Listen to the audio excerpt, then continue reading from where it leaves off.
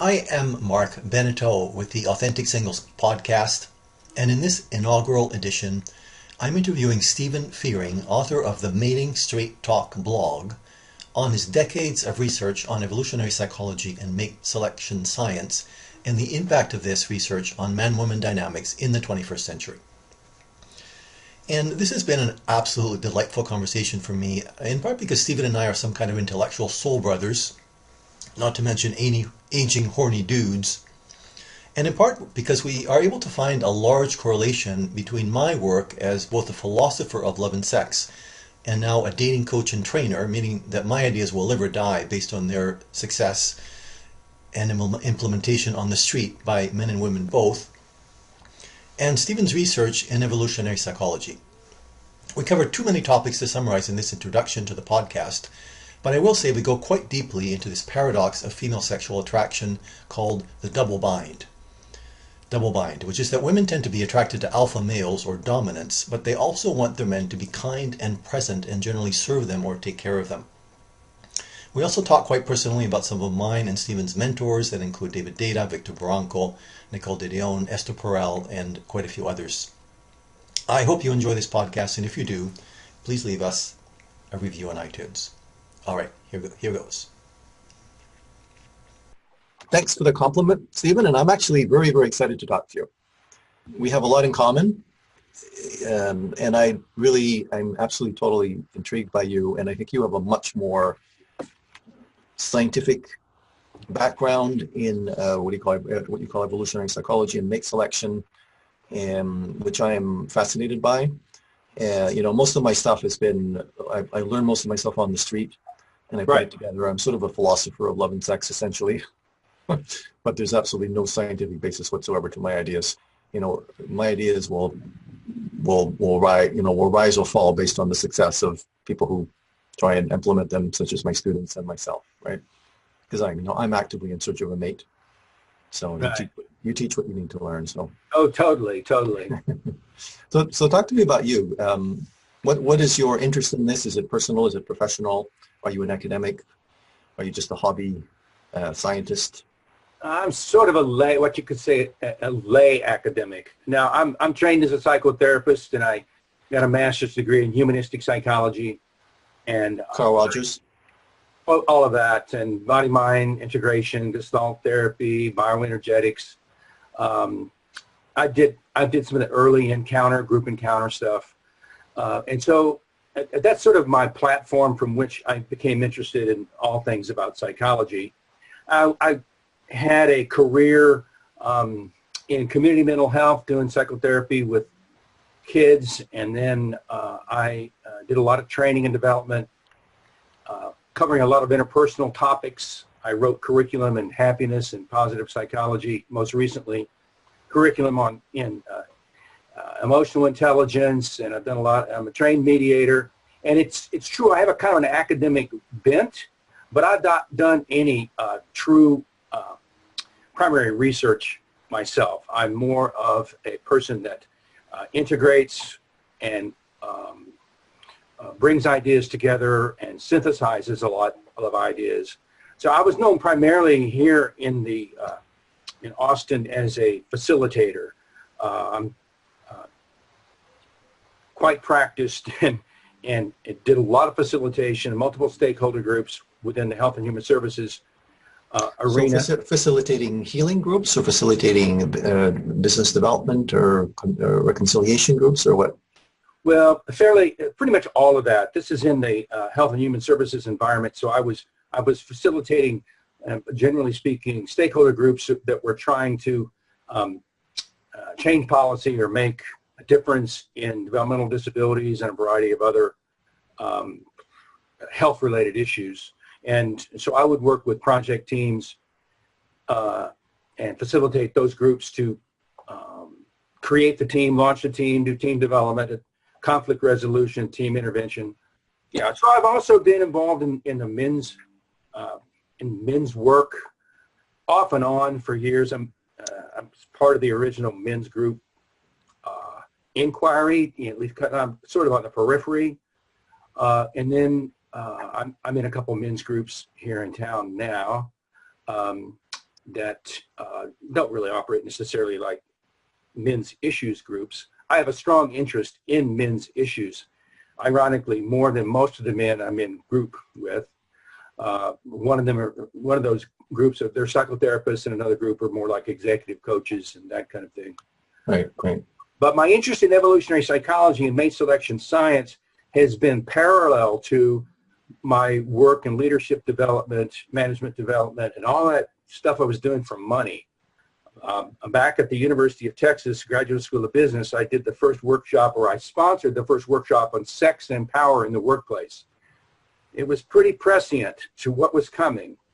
But for the most part, evolutionary psychology, mate selection science, male and female, has been the water underneath, just flowing underneath all this time, and it's become sort of a lay hobby.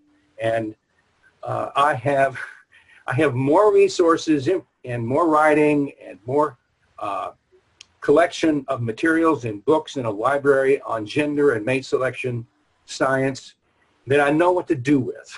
It's fascinating. It's like a multi-decade personal research project. Yes, it is. And so, which makes me kind of a little bit self-conscious and nervous about trying to articulate to you verbally what it is I'm about on this arena, because there's so many different tentacles to it. I've done a lot of writing, but I have not had the need to try to articulate, to be really cogent or concise about all of this to anybody before, to a large measure, until speaking to you right now. So it's kind of a challenge. I would say this passion about male-female is really driven from my experience of my family system, my relationship to my father, and my father to my mother, and in large degree what came out of the human potential movement and all the sort of potential cultural changes that were supposed to happen in the late 60s and 70s, much of which did not happen vis-a-vis male-female, the basic contract which we operate. And so I am in some ways trying to create a new voice, that the reformed, new age sensitive man who wants to speak more truth about what's going on between men and women. And this is why I'm so interested in the evolutionary history and hardwiring around male-female, and especially those things that we're not talking about and still not clear about or owning. So right, and we're afraid of talking about it. That's right, Stephen. People are afraid of talking about it. They are. Right. They really are. Strong opinions on both sides of the debate. Right. I have one little piece I've written one time that describes the various cohorts of people by age and gender of why they don't want to talk about it, and they each have their own particular reason to keep silent.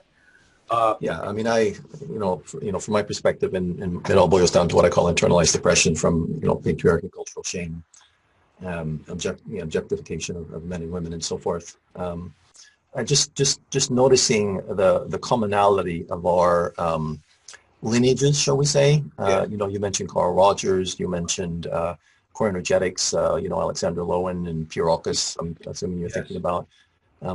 You mentioned men's movement, and I'm assuming Robert Bly is part of that. Yeah. And you and I are sort of contemporary as well. John Lee was my therapist for. John Lee, I love John Lee. He's in Austin, right? Or was in Austin? He is still here, but he's sort of hidden. No one sees him. He moved back to Austin from Asheville, but he's rarely seen around here now. Okay, he's not active. You mentioned Esther Perel.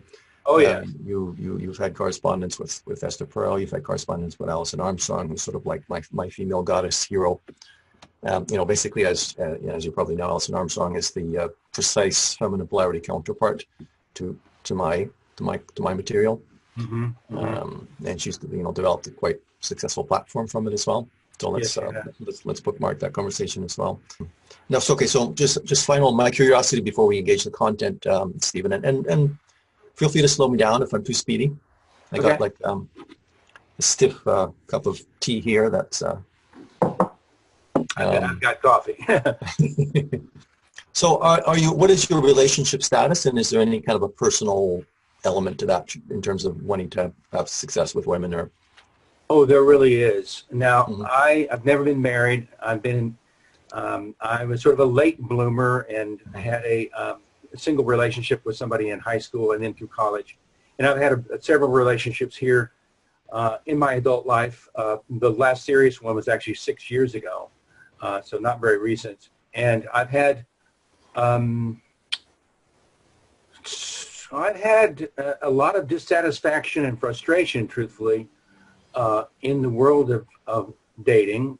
And so there's a lot, and maybe there's some paradox and irony about all of this, but it's what fuels continually my interest. But my relationship status in some ways is independent of this particular kind of interest. But I've become more and more interested, I suppose, as we look at the interplay between the fifth decade of feminism and how it's expressing itself, and some of the more recent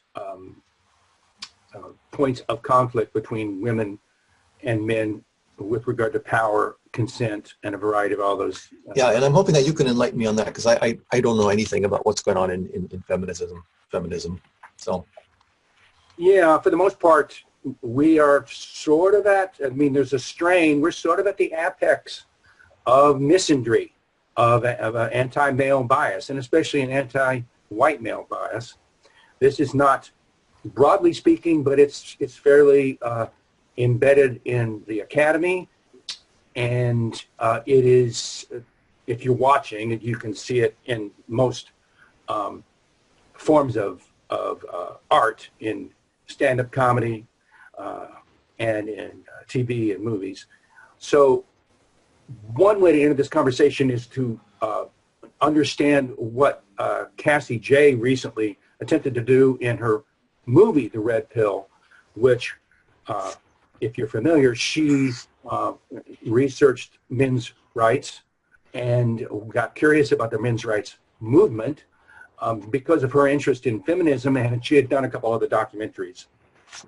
And so she put together a pretty good film that unfortunately she called The Red Pill in some ways because of the way that term has been co-opted by others in a much more pejorative way. But Cassie J's film did a fairly good job of interviewing particular men who are active in men's rights, and also the feminine the pushback. And that film, and Cassie J was banned and panned and censored, and it became, she was up against new politically correct forces within the academy where they wouldn't even let her speak. This happened in Canada and Australia in particular, but it also happened in the US. So that's an example of a feminist documentarian who got curious and wanted to tell the truth about men's rights, was curious about it, and how she was basically told, no, don't do that. We don't want to hear it. We don't believe it. And so I think that we are kind of at the apex of anti-male, anti-white male memes right now. Mm-hmm. And there are many who are notice that to a degree, but for the most part, men who want to talk about men's issues are not encouraged to even have a voice. And one of the things that Cassie J is so clear about in her film is that most of these men's rights activists are very pro-feminist, and they, Warren Farrell has got a pretty big part in the movie. As an example, he was an early feminist. Most of these people believe in the political agendas of feminism, certainly in terms of social policy. But they just came to see, and that there is also a story to be told about men, and men, especially in response to the particular changing world of economic, the world of work, and how gender roles have shifted as women have entered the workforce and gained more political power. There's another side of the story to be told that hasn't really been told very well. Mm-hmm. And part of what I'm interested in doing is uncovering and having a better conversation about misandry as well as misogyny, because they both exist. Yeah. All right. Good. I love that, Stephen. I'm both. I didn't really know much about this. You kind of sense it, right? Right. There's just a lot of anger on both sides of the street. Yeah. And that's going to kill intimacy, right? For sure. Right. Let alone sex. Right. And I just quickly put my 2 cents in that, because I really want you to talk. But for me, this the only thing that's clear to me, and I think you have sort of a much wider perspective on this because you've been at this longer, and I think maybe you've done more studying, right? Is basically what I call internalized depression arising from patriarchy, the guilt and the shame that is put on us for having sexual desires, and indeed the guilt and the shame that's put us on us for being human, ultimately, for having any kind of desires at all that are not part of our programming, right? To be production machines as men, for instance. Exactly. Right. And the sadness I feel that there's I don't know what the word is, but the tyranny of the one perspective. Like there's one way to look at things, and I call this in my papers quote unquote feminism, not quite knowing what feminism is, frankly, and also not pretending that all feminists are the same. No, they're not. Right. But there is this sense that gender differences are 100% the result of social conditioning. And tell me if you agree on this. This is a very common point of view. And resultingly, if it's true that we're socially conditioned into being male or female and having the sexual responses that we have, which to me is a completely absurd idea, but it's shocking the number of people who believe this. If it's true that our sexual desires are socially conditioned, then all we have to do is uncondition ourselves, and men would be more like women, and we could stop fighting. That's right. Right? If you would just Marco, if you'd just be more like a woman. Exactly. It'd be okay. And the women, they buy into this. It's like, and the men even buy into this. It's like, the world would be so much better if we were all like women. It's funny you said the men buy into this, because I have debates with some of my very, very conscious, new age, sensitive kind of guys, mm-hmm. both of whom, in this case, raised daughters. And I want to tell you, if you're a father that raised a daughter, you're more sensitive to all these issues. Mm-hmm. But these are politically left people anyway, and they sometimes push back against me for raising the banner of men's rights or the biological imperatives of male desire and the difference in our elemental needs relative to being biological, hormonal females versus men. Now, the issue of the coevolution between our biology and environment is much more nuanced and complex right now. And there is hardwiring, and then there is hardwiring that can be adjusted by certain environmental milestones or environmental conditions. But there seems to be a limit to that. And one of the things I'm interested in is, apropos the article I sent you from David Smith, is to try to find the integration sweet spot between what seems to be roughly immutable and we have to respect, and what seems to be changeable as a function of learning or new environmental conditions or changing the dynamic of communication between men and women. So this is partly what I'm curious about, trying to find the integration between a David Deida feminine expression independent of biology and male expression independent biology with those things that seem to be biologically set for those who are born into one sex versus another. And so I go back to the mate selection science and evolutionary psychology as a starting point to see what's hardwired. And we know what's hardwired from the very beginning because of the 99.9% of the time we were on the African savannah. This is the way it worked.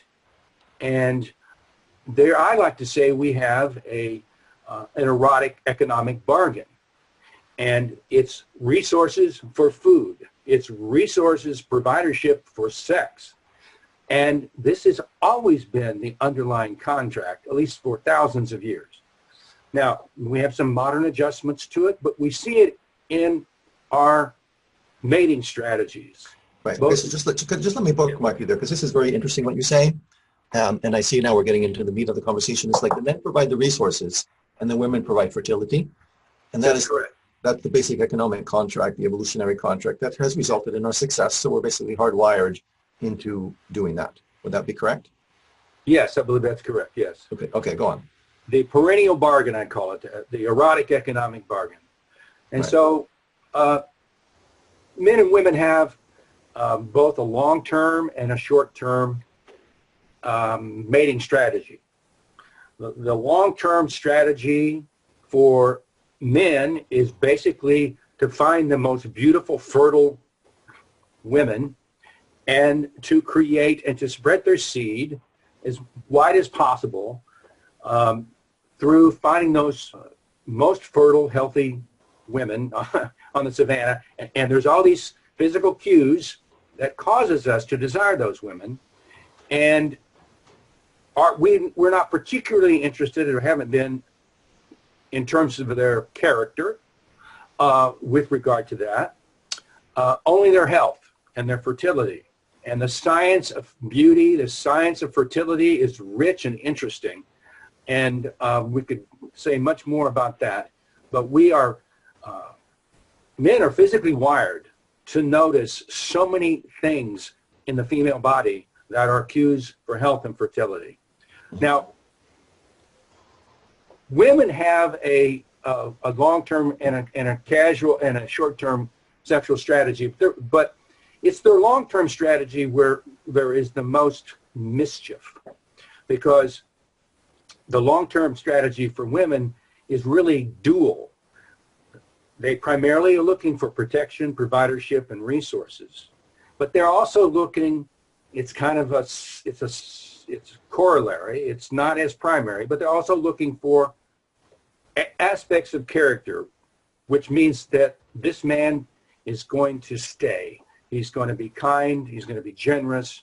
He is going to be able to. He's going to have allegiance to the children that he creates. So he's going to be in the picture. So I believe that one of the things that we're trying to work out now is the dual strategy between women. That is still looking for, essentially, to shortcut it, an alpha male with power, status, dominance, prestige, even fame, with kindness, intellect, and humor. And it's in that integration that we find much of the mischief that's going on right now, especially inside of the competing intentions of the modern American woman, in particular, Western woman, to find these two things. I want an alpha man, please, with beta traits.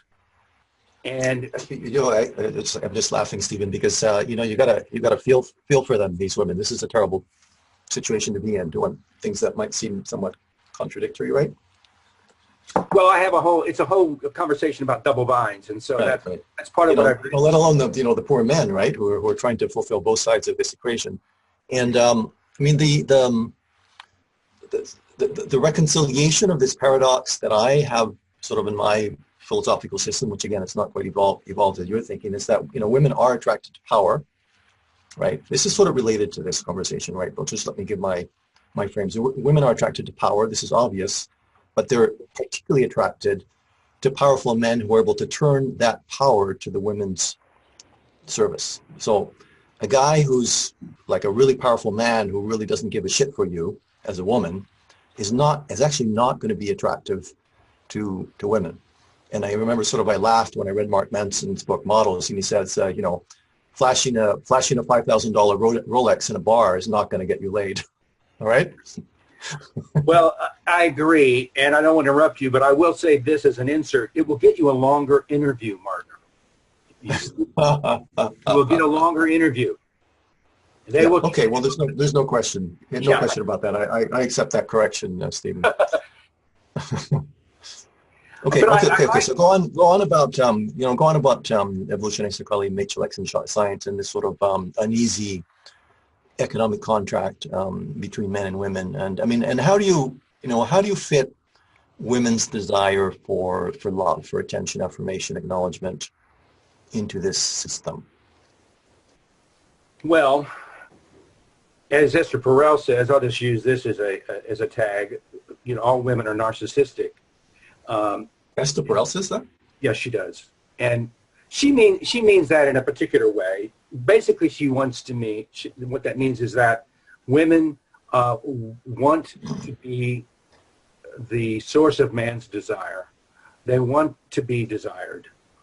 They want to be desired by the men they particularly pass through the screening of their what they most want from a man. But so it's a conditional desire. They only want the desire of men who are attractive to them or powerful, or presumably men who are going to be powerful. Well, for the most part, I mean, men that they're not desired to they would see as perhaps as losers or creeps. The Amy Schumer does an interesting piece on this, and you can see this all the time in various kinds of forms of entertainment.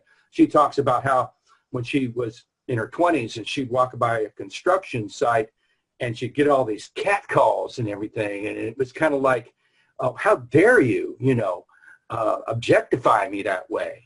And then she tells in her stand-up what it's like now walk by a construction site in her 20s or in her 30s, and she's not getting near amount of attention. And she goes, what's wrong with you guys? Take a look at this ass. Come on. Surely you want this.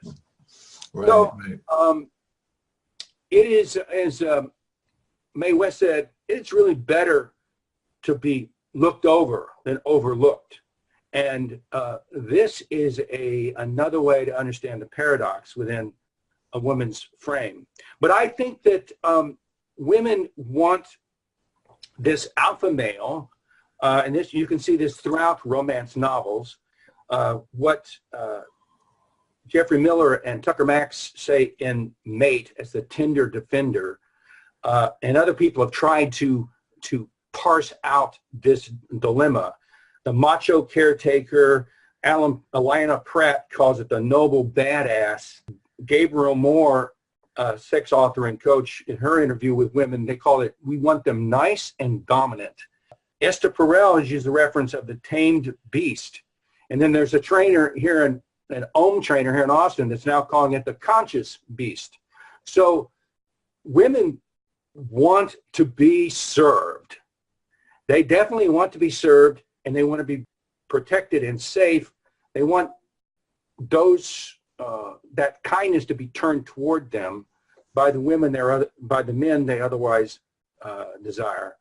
And I think what you've described in As Lovers Do really works for me in terms of this mutually beneficial, this symbiosis of a man choosing to serve and a woman being willing to allow the man to serve her in a way. Right, and I'm glad you're bringing that up. Yes, we're sort of getting into the meat of the conversation here. How to actually make this work, right? Yeah, and it's like, and this goes back to David Deida, and there's so much depth here. There really is, Stephen. It's kind of almost hard to know where to begin. I know, right? I do know that. Yeah, but the fundamental idea which is both David Deida's idea, it's Victor Baranco's idea of men, men offering themselves in service to women, and that ultimately being the fastest way to their power, right? Acknowledging the women as the generators or the manifestors or the muses of their power, and committing to the service, which is really hard for guys because, we tend to be kind of selfish and arrogant, frankly, right? We tend to, and we're also conditioned into the belief that we're better than women, which is probably false. We're actually inferior creatures in some ways, perhaps, and you can give your views on that. And so the men, there's a role for them that works pretty well for the women, but the women have to play their side of this too. The women really have to show up in vulnerability, and they have to show up in desire, and they have to show up in niceness. They have to show up in kindness, right? Mm-hmm. They have to show up, they have to embody attraction. And, if a woman goes into her disapproval of men and into her rage and patriarchy, for good reasons, I should say, ultimately this guy's going to find a juicier morsel, right? Because this is what we guys are programmed to do. Right. So one of the reasons why I partly enter this conversation with regard to this, the double binds inherent in a dual mating strategy, that is alpha man and beta traits. First of all, the guy that is totally at the height of the hierarchy in terms of his power, status, etc., he's done so probably by not being very beta and using power to dominate, and he's been more interested in material things as opposed to people. So he's not geared to be, in general, the kind servant that the woman wants to be directed to her in particular. Let the conscious beast protect her against all others, but be kind to me. This is a tough one to do, but as I like the quote from Zsa Zsa Gabor, she said, "I want a man who's kind and understanding. Is that too much to ask of a millionaire?" And that, in essence, is the problem we're dealing with. And with regard to your writing and the way in which you're unpacking this, I think one of the sources of correction has to do with the issue for women around male vulnerability, and to give men more room to be vulnerable and earlier on. And the training for men is how to be in your power and still be vulnerable.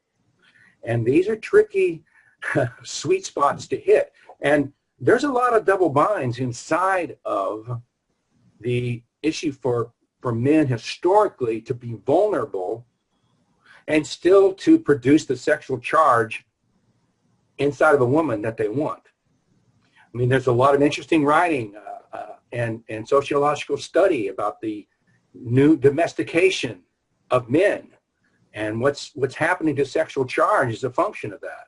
There's interesting research in Northern Europe about that, in Denmark.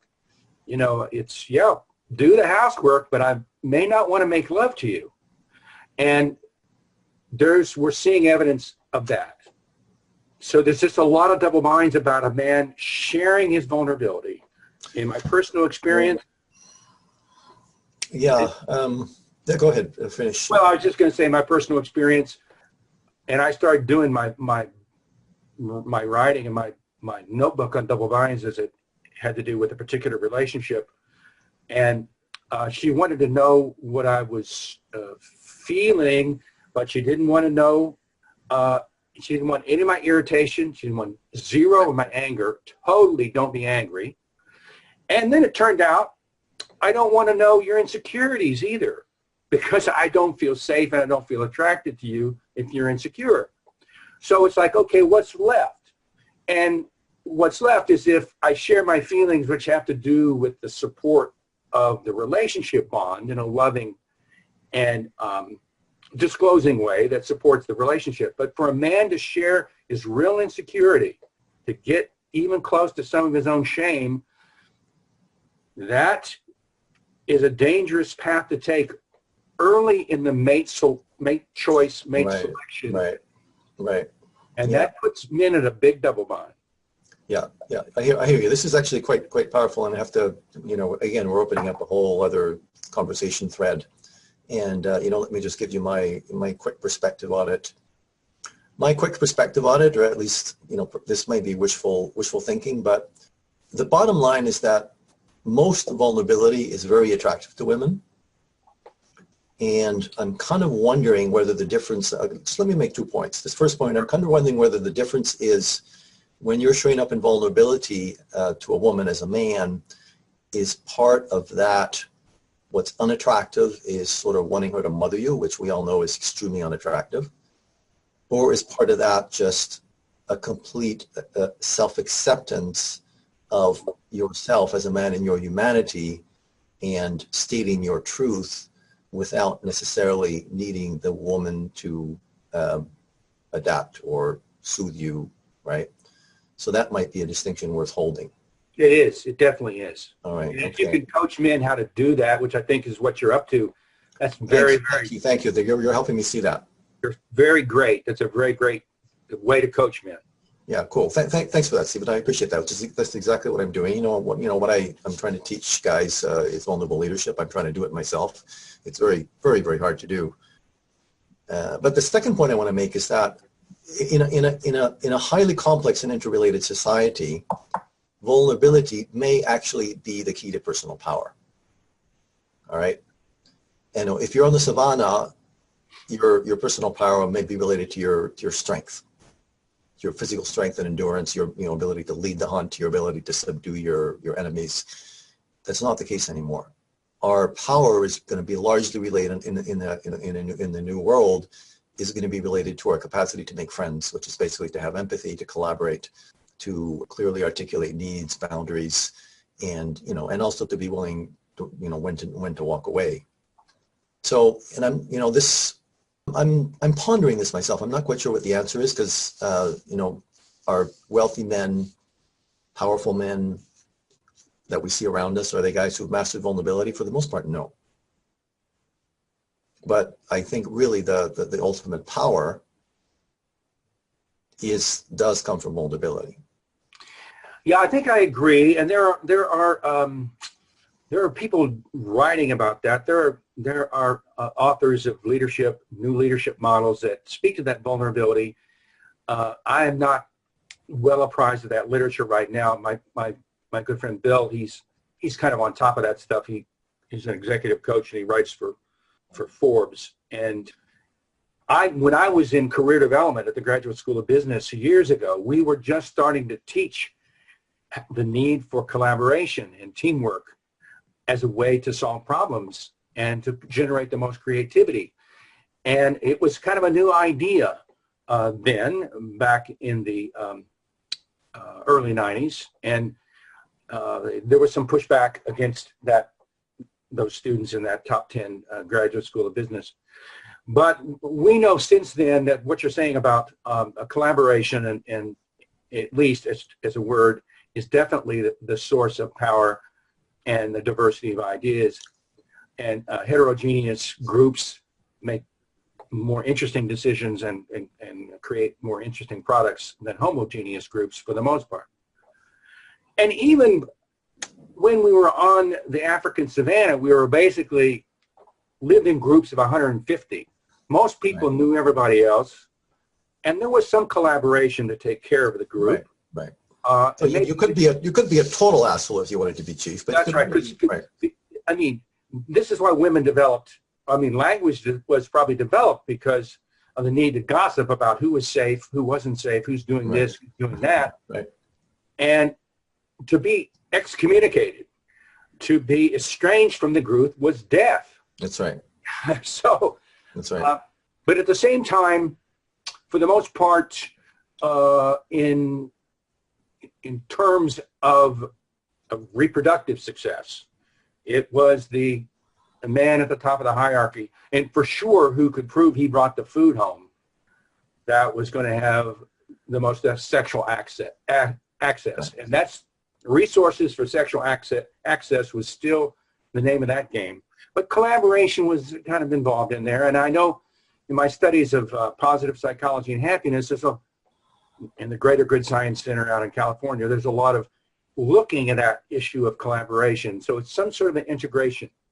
And I know from I'll just mention the work of Arthur Aarons, a psychologist in New York, who started the thing about the 36 questions. And 36 questions to fall in love?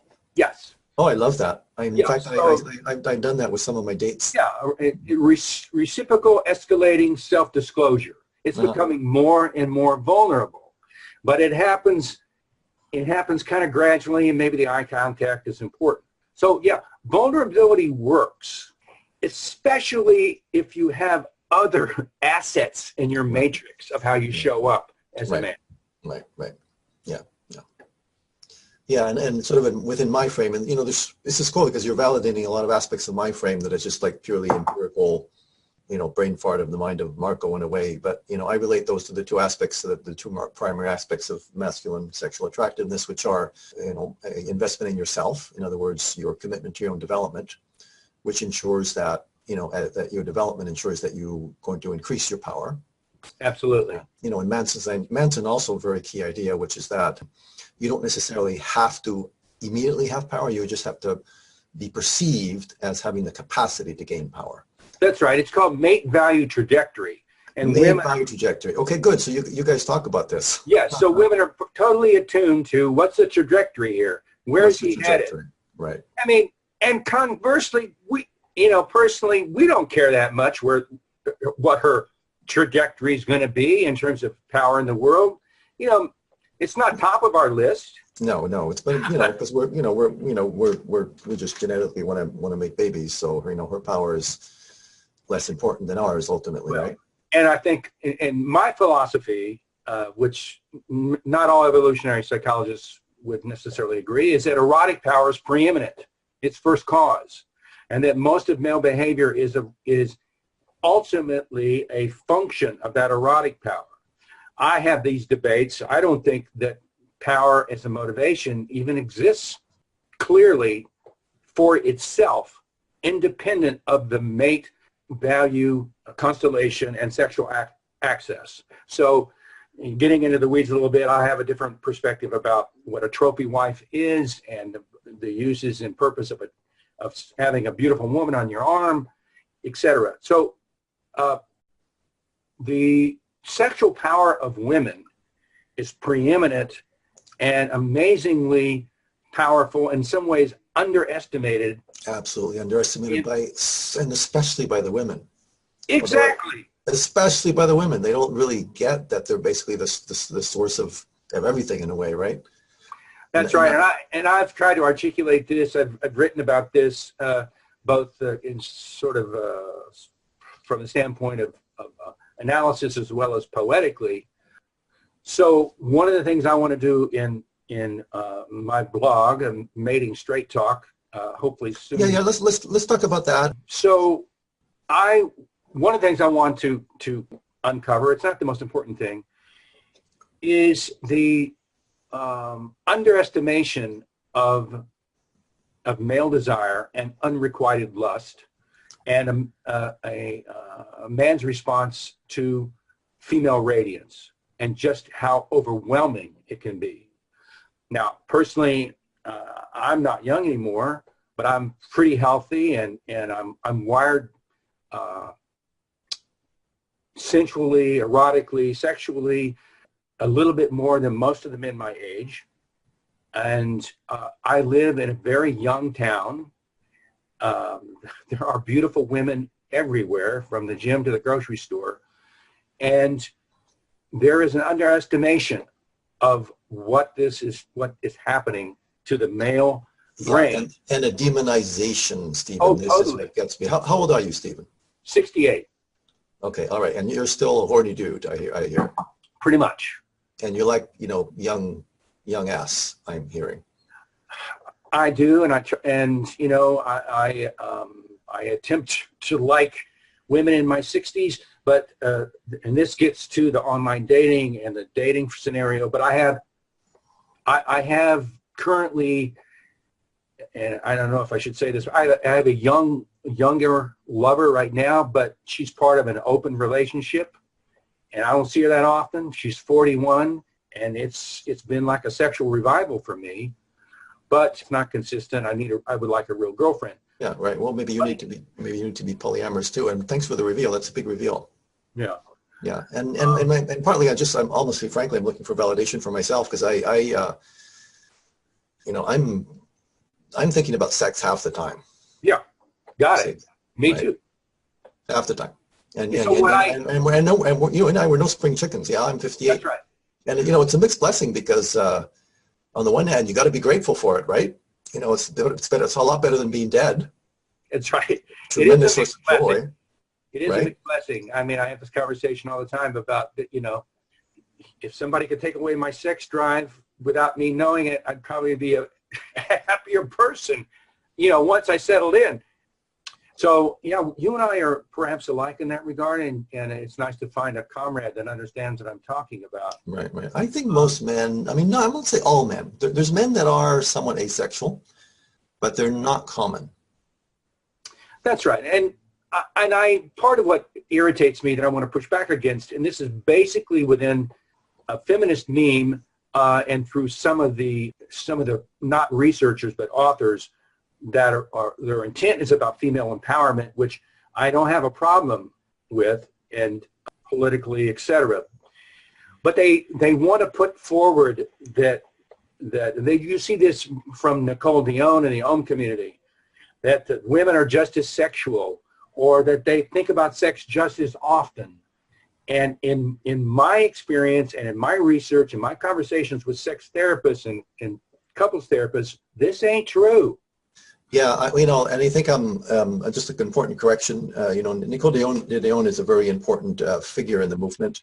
Yeah. And, as you know, but I will repeat it for the audience, Nicole is a direct student of Victor Baranco, who's my, Nicole actually studied with, can't remember the name of the guy, but he was probably one of Bronco's high-level students. And I think I heard Nicole in a talk once say that she was directly in line for the succession of Morehouse, but Cindy basically. Well, I've actually, what I just said, I've seen Nicole in person, but I've never seen her say this, but some of her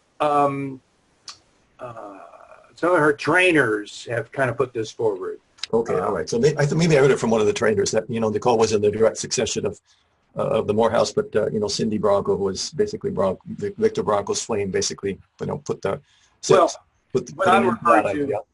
Yeah, Marco, what I'm referring to is the assertion that women think about sex or is just as sexual, or their sex drive is the same as a man. Yes. Okay. So this is what I wanted to respond to. Okay. So turned on women, perhaps. But what percentage, turned on women that, of course, Nicole wants to turn on women, right. Partly for business reasons, of course. The more turned on women she can create, the more women are going to come to her courses. But this is perhaps true for turned on women, but the vast majority of women are not turned on. No. All right. And, I think you and I would probably agree that, if women were turned on, it would be to everyone's advantage. Yeah. Yes, I would agree. Yeah. Right. And the other thing that Nicole says is that, and this is sort of on the same lines, is that it's not that women aren't interested in sex. They're not interested in the sex that's on offer. Yeah, that's a direct quote from Esther Perel. Well, that's from Esther Perel. I thought that was from Nicole. It could be from Nicole. I think it probably could be from Nicole, but Perel is very articulate about this. They're just not interested in the sex they can have. Right. So, so this does give some hope for us horny guys. See, if we can sort of adapt to offering women the sex that they, right. But the way this is framed is sometimes as a pushback against understanding men's desire and the male sexuality and the difference of men and women along this track, and the difference that you would experience in your developmental phase when your testosterone is, you have that in such a higher quantity than women. Mm-hmm. I know there's going to be some turned on women, but when they try to say their sameness, they are basically denigrating and denying what it means to be a man and what male desire feels like. It's a complete lack of empathy. Yeah, it is. It's a complete lack of empathy, right? And perhaps also an entitlement. And it's So, and I mean, yeah, and it's basically a lack of education, and that's why the work of Nicole Daedone, for all her alleged faults, I think, for putting women's sexual pleasure, back on center stage, and for making women own that more than your average woman does that. right. Making women responsible for their sexual pleasure, right? Did Which is you a try? problem. Did you try that? Were you in a community of within the community? And I was in a Morehouse in Yonkers from 2007 no, excuse me 2004 to 2007, and that was a community that was inspired or motivated or sourced by women's desire, women's appetite. yeah, Just to the structure of the house, there wasn't really a lot of sex going on, but the underlying model was extremely interesting and exciting, I thought. mm-hmm. Which is basically men in service to women, men being in production roles to women, and women responding with appreciation and generosity and sex as the need may arise, right? So that's where I learned it. That's where Nicole got all her stuff. I mean, she was running intentional communities in San Francisco and New York Oh, City she for a was. while. Oh yeah. Oh, you didn't know that? Well, I No, think they I they, read that in her history. they were required to own 3 times a day, and I say required. All right, she went considerably beyond Morehouse. In Morehouse, no one was obliged to have sex. I Okay. think this is in the first part of her book, Slow Sex, where she describes all that. Yeah, yeah. That history. It's a radical. That's a radical concept. Right. Well, what's interesting to note about her, and also some of the women that I've seen in the community in Austin, which I dabbled with a little bit, is that many came from a place of sexual dysfunction to try to create breakthrough. And some of them, it seemed to me, were still working through kind of moving through the trees through sexual trauma to see if they could find healing through this practice. I've made note here in Austin that there didn't seem to be very many actually partnered couples doing this practice. It seemed to be a lot of individuals trying to. Mm-hmm. Mm-hmm. So it really seemed to be like a sexual healing modality in a way, or sexual exploration. Yeah. Yeah. Mm-hmm. Well, I mean, one of my friends, partners, not sexual partners, but has found the own practice extremely powerful for her, and it had to do with letting go of attachment to outcome, I think, for her, Mm-hmm. which is what you need to do if you're, man or woman, I think, and you're looking for the higher levels of sexuality. Right. You have to be in the moment there.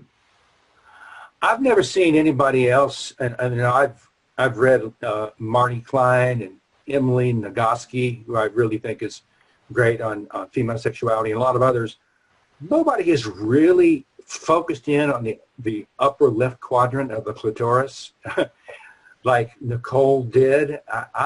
That is a bit of a curiosity to me, but that's a detail. Yeah, I'm sort of puzzled by that as well, but I don't have a lot of practice, Stephen. Maybe when I get more practice, we'll return to that conversation. Right. Anyway, we're going on a little digression, but I have a fascination with Nicole because she's taken Baranco's teachings and built back in the day it was a $7 million a year business through various coaching, and I'm intensely curious where that movement has gone now that she's essentially resigned from her own organization. Are you aware of the latest developments in the One Taste community? No. All right. No, I'm not. Okay. I know there was a bit of a scandal there as well. Oh, I didn't know that. No, It seems less forefront here in Austin, although there's one particular man that's doing men's groups. He's the one that's coined this term "conscious beast." But no, I don't hear much about the community now in Austin. I do know that whenever I've seen her speak or read her stuff, I see a talented coach, a talented person. I'm not. There's no. Her talent is beyond dispute. Well, and talking a little bit about mating straight talk. Your sort of your personal goal in publishing this is to. You do have pretty powerful ideas that put in particularly what you call the misandry. Yeah, misandry, Misandry, right? Right. anti-male discrimination and bias. Right. So would this book be sort of a anti-misandry manifesto, or is it like a philosophical piece on where men and women can go with a little bit more understanding? I mean, could you speak more to your personal motivations Well, for? it would be, broadly speaking, I would be wanting to demonstrate and reveal the insights of evolutionary psychology and mate selection science in the world of contemporary dating and heterosexual relationships. I would want to uncover and expose and elucidate really the issue of mate value and the mating economy, and how who we desire and why we desire those particular person, to explain more how intersexual selection happens and intrasexual competition, men competing with other men, women competing with other women. Yeah. The issue of selection is probably most on my mind. I definitely want to get into this whole arena of the double binds we talked about, and there's a whole list of conundrums that essentially make it hard on men. I'm interested in exploring the differences between men and women. I'm interested in talking about the difference in sexual response of men and women generally, and to Yeah, I mean, I think, differences between men and women generally. yeah, I mean, I mean, that sort of the reflection that I have for you is that I think it could be interesting if you would present this information in a way that comes across as having some scientific research behind it, that people could really, start to think about, maybe we are actually different. And, and this is really my platform. And in fact, I'm kind of moved to speak of this, but it's like, if we are actually different, then surely understanding those differences and responding to the other with greater understanding and greater empathy is going to lead to more success and to more love and to better Right. sex, right? Do you see yourself as in that role as well? Yeah, I think so. But the tricky part that we have here is that when we speak of difference, we're trying to unpack what is hardwired, absolutely, and what is influenced by culture and local circumstance. And we have a bell curve, and we have so much activity of different fluidity and sexual preference on either side of the bell curve, and then there's Yeah. what's in the middle. Yeah. It's a what's the word? Not a hornet's nest, but a very complicated problem. Given the immense variability. That's right. Um, There is a to lot of variability.